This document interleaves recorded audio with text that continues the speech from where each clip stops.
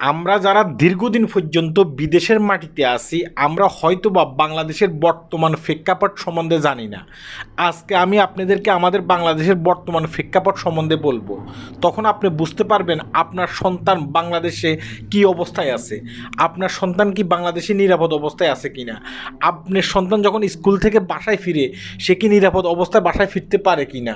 ধরেন আপনি দীর্ঘদিন পর্যন্ত বিদেশ করার পরে বাংলাদেশে গেছেন, বাংলাদেশে যাওয়ার পরে আপনার চিন্তা ভাবনা হয়েছে যে আপনার সন্তানকে নিয়ে আপনি মার্কেটে যাবেন, আপনার সন্তানকে আপনি মার্কেটে নিয়ে গেছেন, সেই মার্কেট থেকে কি বাসা পর্যন্ত আপনার সন্তান কি আপনার সাথে নিরাপদভাবে আসতে পারে কি না আজকের এই ভিডিওতে আমি তুলে ধরবো। হ্যাঁ, আমাদের বাংলাদেশের বর্তমান প্রেক্ষাপট সম্বন্ধে আমি তুলে ধরবো। এই যে দেখেন ছবিটা দেখতেছেন, ছবিটা এই ছবিটা আপনার কাছে খুবই সাধারণ একটা ছবি মনে হতে পারে, কিন্তু এই ছবিটার কাহিনী যদি আপনি শুনেন তখন আপনার চোখ কপালে উঠে যাবে। আপনিও আপনার সন্তানদের জন্য চিন্তা ভাবনা করবেন আপনার সন্তান কি বাংলাদেশে নিরাপদভাবে আছে কিনা। আপনি কিন্তু সেটা নিয়ে টেনশনে থাকবেন, সেটা নিয়ে কিন্তু বিদেশের মাটি থেকে হাহাকার করতে থাকবেন। হ্যাঁ, কথাগুলো মন দিয়ে শুনবেন। এই যে ছবিটা আছে না, এই ছবিটা শুধুমাত্র একটা ছবি না, এই ছবিটা হচ্ছে যে একটা সিসিটিভির ফুটেজ। এই ভিডিওটি আমি এখানে দিতে পারলাম না এই কারণে, কারণ আমার ভিডিওতে কপিরাইট আসবে। আমার কথাগুলো একটু মন দিয়ে শুনবেন, তখন আপনারা বিস্তারিত বুঝতে পারবেন। গত 22শে এপ্রিল স্কুলে পরীক্ষা শেষ হওয়ার পরে উত্তরায়, ঢাকা উত্তরায় একজন মেয়ে তার বাবার হাত ধরে বাসায় আসতেছে। ঠিক ওই মুহূর্তে বাবার কাছ থেকে মেয়েটাকে সিলের মতো থাপ্পড় দিয়ে নিয়ে গেছে সন্ত্রাসীরা, অর্থাৎ উড়িয়ে নিয়ে গেছে। এখন সবাই বলতেছে এই মেয়েটাকে নাকি অপহরণ করছে।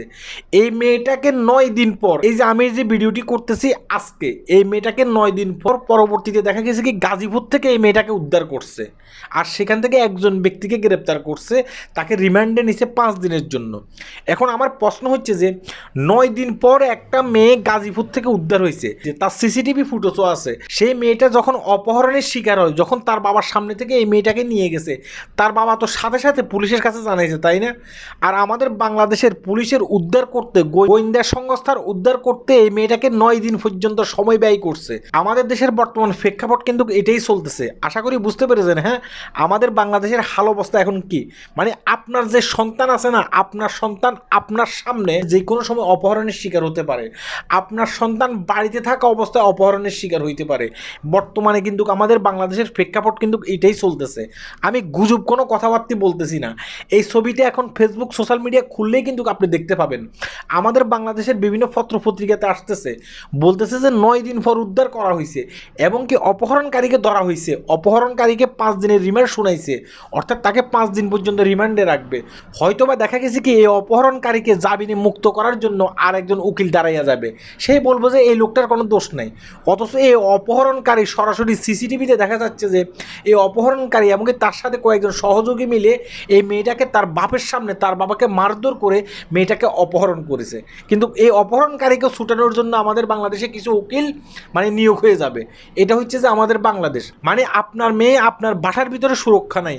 অর্থাৎ আপনি যখন বিদেশের মাটিতে আছেন, যেহেতু আমি প্রবাসীদেরকে নিয়ে ভিডিও করি, আমি প্রবাসীদেরকে বলতেছি, অর্থাৎ আপনি যখন বিদেশের মাটিতে আছেন আপনার সন্তান কি বাংলাদেশে সুরক্ষা পাচ্ছে, আপনার সন্তান কি স্কুল শেষ করে বাসায় ঠিকমতো যেতে পারতেছে, সেই খোঁজখবর কি আপনি রাখেন? অবশ্যই সেই খোঁজখবর আপনি রাখবেন, কারণ আপনার সন্তান আপনার কাছে জাহান্নাত। হইতে পারে বাংলাদেশের প্রশাসনের কাছে কিছুই না, হইতে পারে বাংলাদেশের একজন উকিলের কাছে আপনার সন্তান কিছুই না। আপনার সন্তান সেটা আপনাকে মনে রাখতে হবে। আমি কেন প্রশাসনের কথা বলতেছি, আমি কেন উকিলের কথা বলতেছি, কারণ প্রশাসনের 9 দিন সময় লাগছে এই মেয়েটাকে উদ্ধার করতে এবং কি এই সন্ত্রাসীকে গ্রেপ্তার করতে, এবং কি উকিল যে কোনো সময় এই সন্ত্রাসীকে জামিনে মুক্তি করতে পারে। আমার কথা কি আপনি বুঝতে পারছেন? এই কারণে কথাগুলো বলছি। সবাই ভিডিওটি শেয়ার করবেন আর আমাদের বাংলাদেশের বর্তমান প্রেক্ষাপটটা সবাইকে জানিয়ে দেবেন। আল্লাহ হাফেজ।